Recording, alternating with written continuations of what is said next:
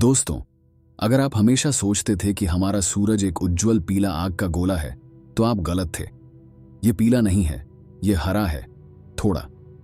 वैज्ञानिक एक तारे के तापमान को वही रंग स्पेक्ट्रम द्वारा निर्धारित करते हैं जिसे यह उत्सर्जित करता है। दोस्तों, प्रत्येक रंग की अपनी तरंग दैर्घ्य होती है और खगोलज्ञानी इन तरंग दैर्घ्यों को मापते हैं ताकि वह जान सकें कि एक तारा कितना गर्म है। ठंडे तारे लाल दिखाई देते हैं, सबसे गर्म तारे नीले दिखाई देते हैं। हमारा सूरज अपनी अधिकांश ऊर्जा को हरे के करीब तरंग दैर्घ्य पर उत्सर्जित करता है, लेकिन क्योंकि यह अन्य तरंग दैर्घ्यों को भी उत्सर्जित करता है, सभी ये रंग मिलकर मिश्रित होते हैं और आपकी आंखें इसे सफेद देखती हैं। यह तभी होता है जब आप अंतर्राष्ट्रीय अंतरिक्ष स्टेशन से सूरज को देखते हैं। दोस्तों, यहां पृथ्वी से सूरज पीला दिखता है क्योंकि हमारी वायुमंडल नीले प्रकाश को बहुत अच्छी तरह बिखेरती है और उस सभी नीले तरंग दैर्घ्य के चले जाने के साथ सभी अन्य रंग पीले में मिल जाते हैं। अगर हमारा तारा वास्तव में पीला होता तो यह लगभग 800 डिग्री सेल्सियस ठंडा होता। हमारे सोलर सिस्टम का निवासीय क्षेत्र सिकुड़ जाता और पृथ्वी एक जमी निर्जीव पत्थर बन जाती। दोस्तों, लेकिन यही आपके बारे में गलत था। सूरज गर्म है, लेकिन यह आग में नहीं है। जलना ऑक्सीजन और ईंधन की रासायनिक प्रतिक्रिया है। हमारे सूरज में बहुत अधिक ऑक्सीजन नहीं है। दोस्तों, इसके बजाय यह एक विशाल नाभिकीय अपघटन है जिसमें हाइड्रोजन परमाणुओं को जलाने के लिए हीलियम बनाया जाता है। यह प्रक्रिया विशाल मात्रा में ऊर्जा उत्पन्न करती है और इसीलिए सूरज इतना जलवायु होता है। समुद्र में चीजों को आग लगाने की बात करते हुए दोस्तों, मुझे आपको अंतरिक्ष में विस्फोटों के बारे में बताने दें। हाँ, ये असल में मौजूद नहीं है। एक अंतरिक्ष जहाज एक जोरदार धमाके में नहीं जा सकता क्योंकि अंतरिक्ष में कोई हवा नहीं है। दोस्तों, कोई हवा का अर्थ है कि कोई ऑक्सीजन नहीं है। कोई ऑक्सीजन, जैसा कि आप पहले ही जानते हैं, इसका अर्थ है कि कोई आग नहीं है।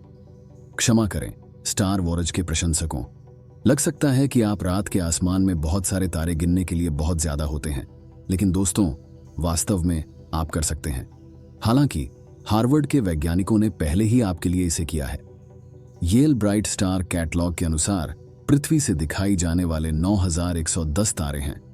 अपने लिए सभी को गिनने का प्रयास करें। फिल्मों में यह दिखाया जाता है कि आपको एक अत्यंत कुशल पायलट होना चाहिए ताकि उपग्रह धुरी में नेविगेट किया जा सके। दोस्तों, लेकिन यह सच नहीं है। एस्टेरॉयड बेल्ट किसी धारावाहिक मौत के मोटे अवरोध का नहीं है। यह जगहों में फैले हुए हैं।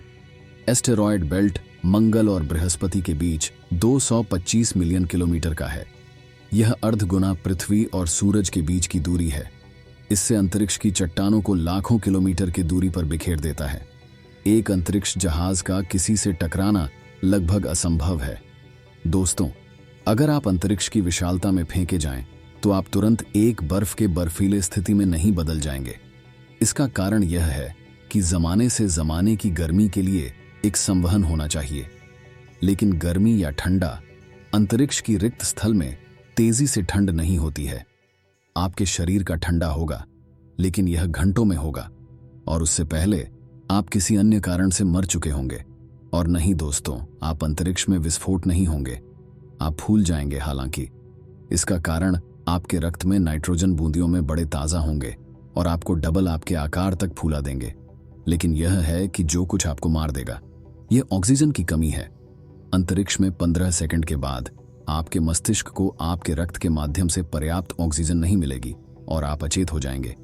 2 मिनट के अंतरिक्ष में आपके अन्य अंग एक के बाद एक बंद होने लगेंगे। खेल खत्म। दोस्तों, अंतरिक्ष अत्यधिक ठंडा लगता है, लेकिन यह ऐसा नहीं है। वास्तव में अंतरिक्ष का कोई तापमान नहीं है। तापमान को तबीयत में पार्टिकल की गति और उनमें ऊर्जा की मात्रा के द्वारा परिभाषित किया जाता है। सच्चे रिक्त अंतरिक्ष में इधर उधर जाने के लिए कोई तात्पर्य नहीं है। अधिकतम अंतरिक्ष किस्मत बहुत गर्म हो सकती है, जैसे कि तारों के चारों ओर की अंतरिक्ष। लेकिन दोस्तों, आप तारों से दूर होते जाते हैं। तात्पर्यिक रूप से पार्टिकल विस्तार होते हैं, जिससे वहां के अंश अंतरिक्ष बहुत ठंडे होते हैं। कुछ घने गैस बादल -263 डिग्री सेल्सियस जैसे ठंडे हो सकते हैं। बुध सूरज के सबसे करीबी ग्रह है, लेकिन दोस्तों, यह सबसे गर्म नहीं है, यह अत्यंत है। हालांकि दिन में इसका पृष्ठीय तापमान 430 डिग्री सेल्सियस तक पहुंचता है। रात को यह 180 डिग्री सेल्सियस तक गिरता है। लेकिन सौरमंडल का सबसे नर्कीला ग्रह वीनस है। देखिए, बुध के पास सूरज से उस गर्मी को बनाए रखने के लिए कोई वायुमंडल नहीं है। वीनस का वायुमंडल दूसरी ओर बहुत मोटा है और यह ग्रीन हाउस प्रभाव पैदा करता है।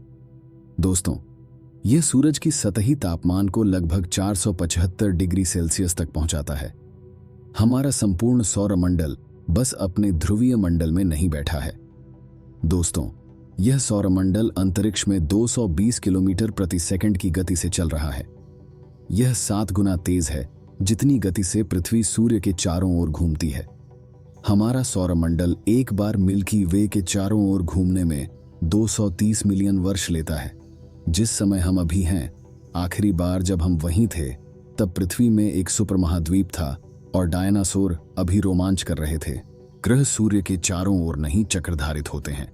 दोस्तों, हमारे सौरमंडल के सभी चीजें संतुलन में हैं और हालांकि सूरज हमारे ग्रह समूह में सबसे भारी वस्तु है, अन्य ग्रह इस ग्रेविटेशनल खिंचाव में भाग लेते हैं। सूर्य के चारों ओर चक्रधारित होने के बजाय ग्रह और चंद्रमा उनके बीच एक केंद्रीय बिंदु के आसपास चक्रधारित होते हैं और हमारे तारे के चारों ओर। इस बिंदु को बारीसेंटर कहा जाता है। पृथ्वी के लिए यह बारीसेंटर सूर्य के केंद्र के बहुत करीब है ताकि कोई बड़ा अंतर ना हो। दोस्तों, लेकिन बृहस्पति के लिए यह बिंदु सूर्य के केंद्र से लगभग 55,000 किलोमीटर दूर है। इसलिए गैस का बड़ा ग्रह और सूर्य एक दूसरे के चारों ओर चक्रधारित होते हैं।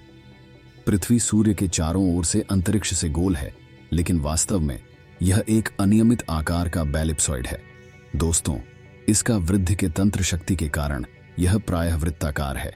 यहां तक कि अधिकतम द्रव्यमान पर गुरुत्वाकर्षण थोड़ा कम होता है, जिससे इसे क्षेत्रीय क्षेत्रों से उपग्रह लॉन्च करना आसान होता है।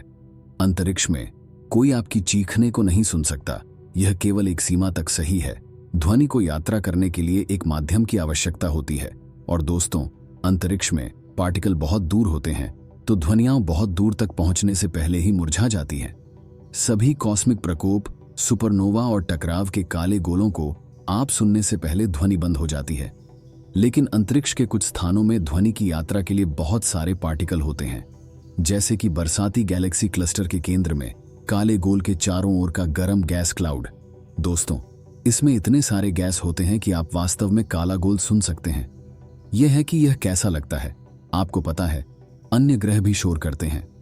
दोस्तों, यदि आप उन्हें सुन सकते होते तो क्या आपको यह पता है कि वे कैसे सुनते होंगे? चलिए, वह एक और कहानी है, जो है कि कैसा होगा।